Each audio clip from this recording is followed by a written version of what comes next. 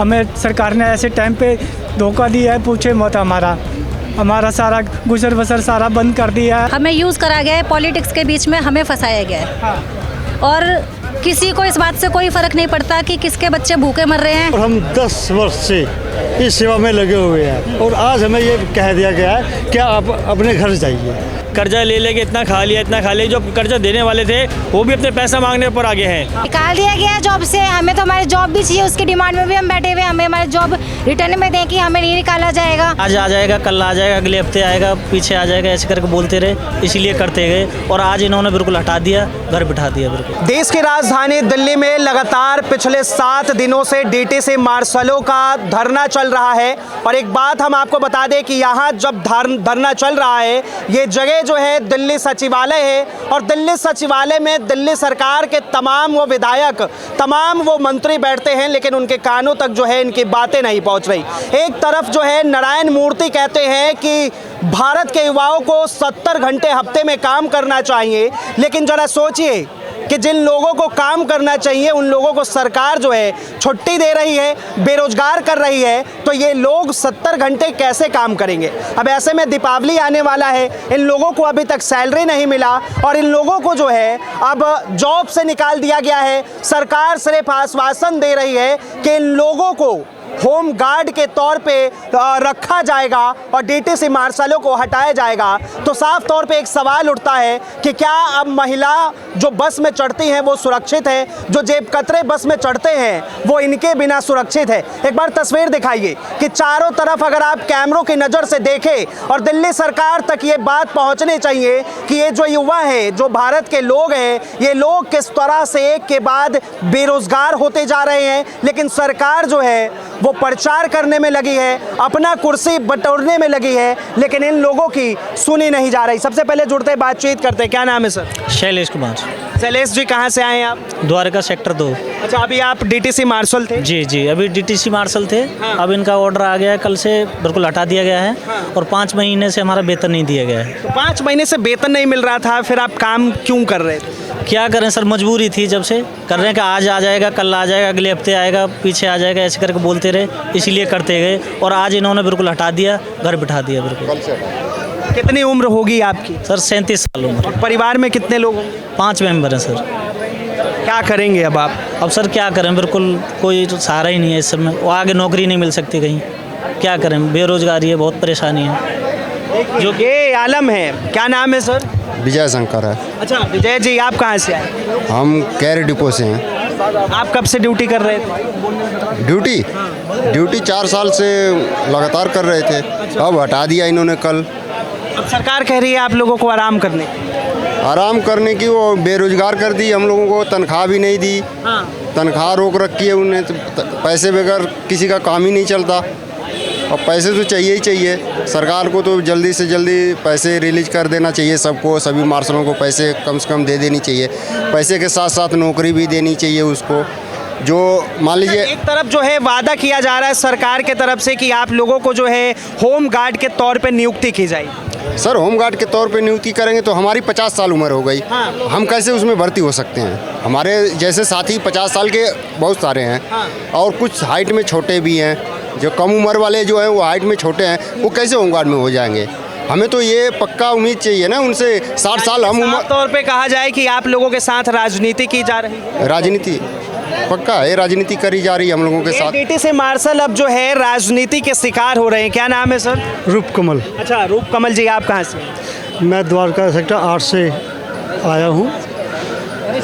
हम अपने यहाँ पे एक पीड़ा लेके आए हैं कि हमें 5 महीनों से वेतन नहीं मिला और हम 10 वर्ष से इस सेवा में लगे हुए हैं और आज हमें ये कह दिया गया है कि आप अपने घर जाइए। तो हम अब कहाँ जाएंगे ये बताइए? 10 साल से हम यहाँ पे लगे हुए हैं और 10 साल बाद जब हमें निकाल दिया जाएगा तो हम क्या काम कर रहे थे? जब मैं इसमें लगा था मेरी उम्र 35 साल थी, आज 45 साल हो चुकी है। 10 सालों से आप सेवा दे रहे हैं। तो 45 साल की उम्र में मैं क्या करूँगा? जो मेरा भाई 22 साल की एज में लगा था, आज उसकी एज 32 साल हो गई है। तो 10 साल उसने यहाँ पे सेवा दी है, तो 10 साल का एक्सपीरियंस उसको यहाँ पे है, ना कि और किसी काम में है। अगर वो आज जाएगा तो उसकी पढ़ाई भी उस तरीके की नहीं रही कि वो कहीं पे जाके दूसरा रोज़गार कर सके।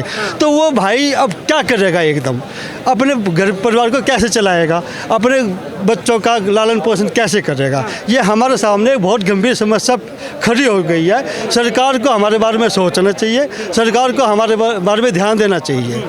अच्छा, एक चीज़ और जानना चाहूँगा, सबसे पहले तो आपका नाम जानना। दिलीप। अच्छा दिलीप जी, ये बताइए, आप भी डीटीसी मार्शल हैं। हाँ जी, हाँ जी। एक बात बताइए, मार्शल के तौर पर जब आप लोग बस में चढ़ते हैं तो क्या जिम्मेदारियां आपकी होती है और किन किन चीज़ों का सामना करना?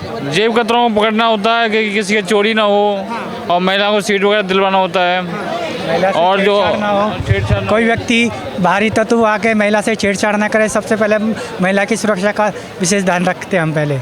और कोई विकलांग है और कोई ब्लाइंड है तो उनको सीट दिलाते हैं, उनको बस से उतारते हैं, चढ़ाते हैं। ये हमारा पहला काम होता है। लेकिन अब सबसे बड़ी सवाल कि इन लोगों को अब निकाल दिया गया है तो उन महिलाओं का सुरक्षा कैसे होगा, उन जेब कतरों को कैसे निकाला जाएगा, और उसके साथ अगर कोई विकलांग व्यक्ति बस में सफ़र करता है तो उन्हें सीट दिलाने की जिम्मेदारी किसकी होगी? क्या सरकार खुद चल के आएगी? लगातार ये लोग, एक बार तस्वीर दिखाइए कि बार बार जो है इस चीज़ पे हंसी आती है कि इस भारत के अंदर किस तरह से देश की राजधानी दिल्ली में वो भी 11,000 लोगों के साथ इस तरह का मजाक किया जा रहा है। एक तरफ जो है नारायण मूर्ति का बयान आता है 70 घंटे काम कीजिए, और दूसरी तरफ जो है सरकार 7 से 8 घंटे काम करने के लिए भी इन लोगों को छूट नहीं दे रही है। क्या नाम है सर? नवीन नाम है मेरा। अच्छा नवीन जी, आप कहाँ से?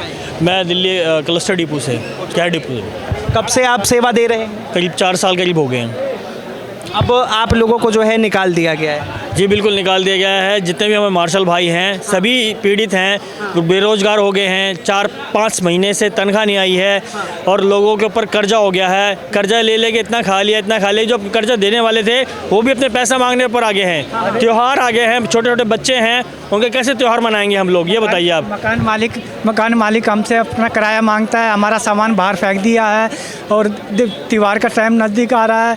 हमें सरकार ने ऐसे टाइम पे धोखा दिया है, पूछे मत। हमारा सारा गुजर बसर सारा बंद कर दिया है। हम 4-5 दिन से लगातार सुबह शाम रात को यहाँ बैठे हुए हैं। हम निष्काम ड्यूटी भी करते हैं। गवर्नमेंट अगर बीच बीच में हमको निष्काम के लिए ड्यूटी बोलती है तो हम निष्काम सेवा भी देते हैं। बीच बीच में जाके हम निष्काम ड्यूटी 30 त्योहार हमारा कुछ नहीं बनता, हम निष्काम ड्यूटी भी गवर्नमेंट बीच बीच में हमसे लेती है। बीच में आप लोगों के लिए कोई गाइडलाइन आता है कि आपको यहाँ ड्यूटी देना है, वहाँ देना, तो आप लोग देते हैं? हाँ, हम निष्काम ड्यूटी पे भी जाते हैं। क्या नाम है आपका? सर कांता। हाँ जी, कांता। अच्छा कांता जी, आप कहाँ से आई? सर मैं टैगोर गार्डन से आई हूँ। क्या कहेंगी, सरकार जो है आप लोगों को ऐसा नहीं लग रहा कि जिस तरह मन करता है इस्तेमाल करती है, फिर उसके बाद निकाल देती है? यूज़ करा गया है सर, हमें यूज़ करा गया है, पॉलिटिक्स के बीच में हमें फंसाया गया है।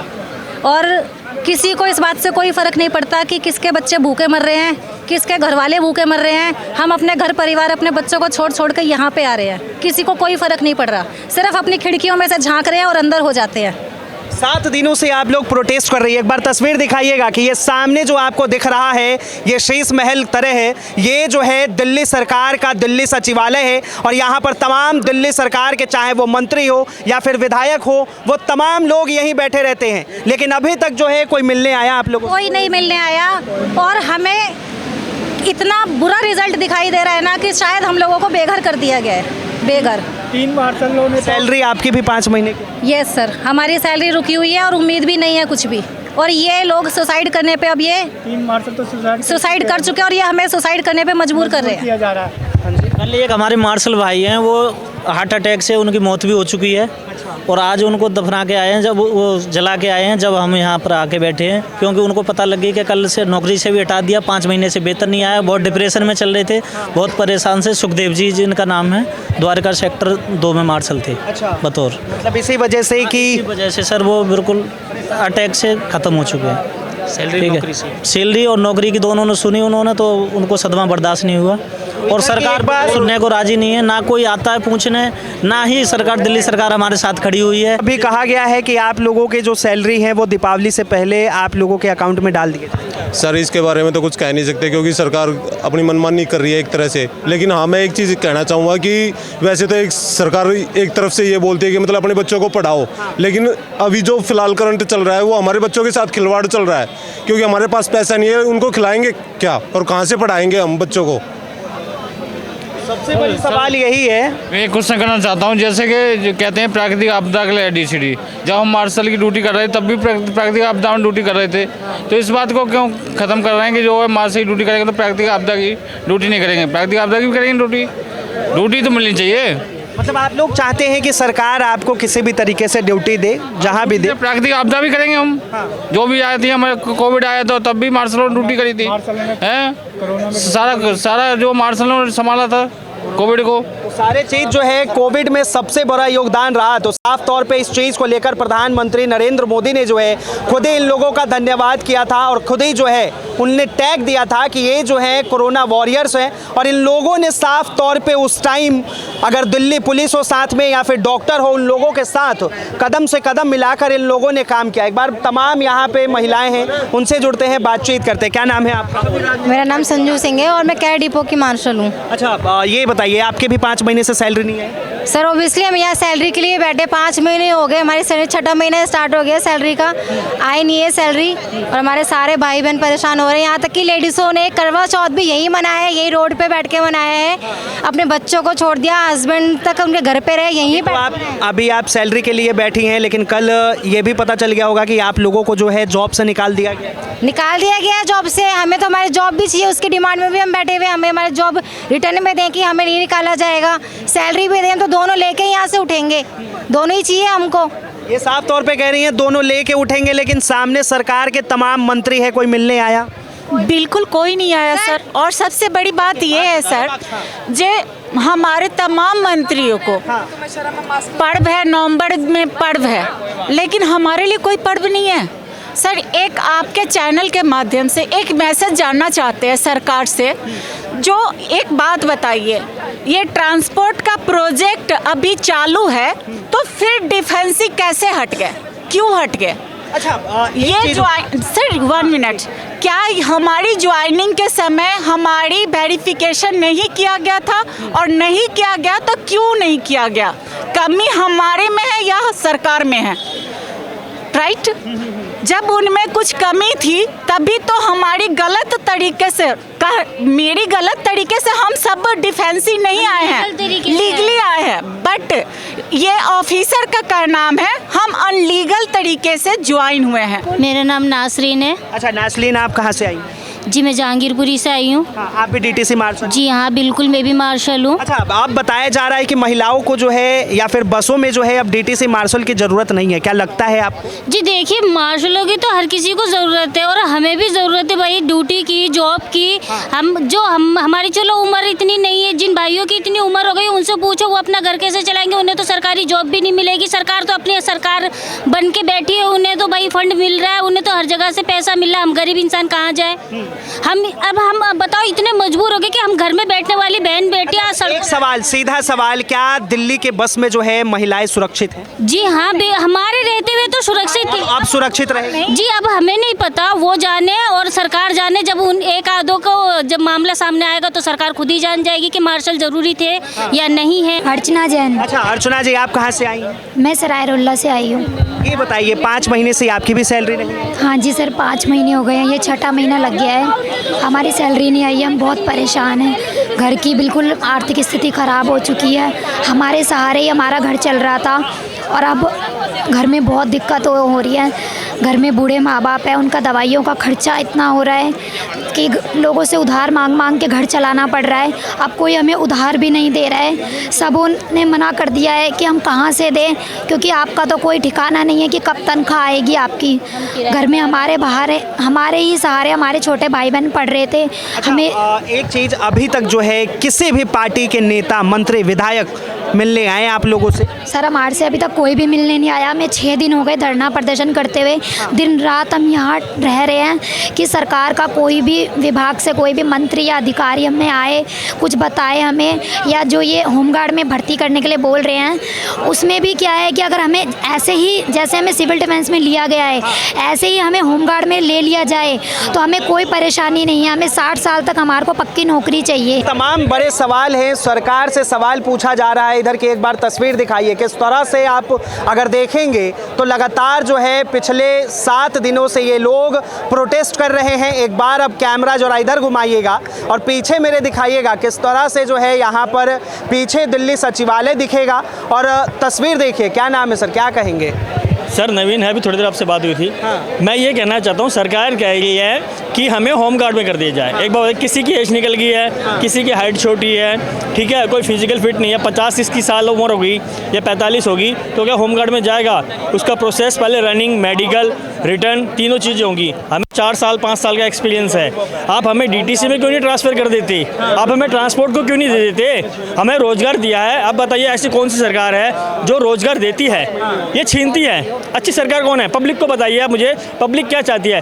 जो सरकार अगर पब्लिक का वेतन नहीं देगी, रोज़गार छीनेगी, तो बताओ वो कैसी सरकार है? बताइए। मैं आपसे नहीं कहता, आप खुद भी बताइए। अगर यदि आप मान लीजिए आप खुद हैं और आपको आपका वेतन ना मिले, आपकी नौकरी चली जाए, तो आप क्या करेंगे? फिर से बात है, अगर रोज़गार दिया है तो रोज़गार पे इन लोगों को कायम रखो, और जो रोज़गार इन्हें दिया गया था उन्हें जो है वापस लौटाया जाए, या फिर कोई भी रोज़गार दे। लेकिन सरकार से इनकी एक ही मांग है कि इन्हें रोज़गार मिलना चाहिए। और साफ तौर पे ये पीछे वाला कमरा बार बार आपको दिखेगा, अगर इसके अंदर आप जाएंगे तो साफ तौर पे तस्वीर बड़ी अच्छी दिखेगी, नीचे मार्बल लगी हुई दिखेगी और यहाँ पर बड़े बड़े कमरे होंगे, एसी होगा। लेकिन नेताजी कभी निकलकर सड़क पे नहीं आते, क्योंकि सड़क पे जो है आम जनता है, DTC मार्शल है जो अपना हक मांग रही है, जवाब मांग रही है। और दूसरी तरफ आम आदमी पार्टी के मुखिया, दिल्ली के मुख्यमंत्री अरविंद केजरीवाल को चुनाव प्रचार करने से फुर्सत नहीं है। तो फिलहाल के लिए इतना ही। कैमरा जर्नलिस्ट शिवम शर्मा के साथ मैं Vinayak Kumar, Delhi up to date.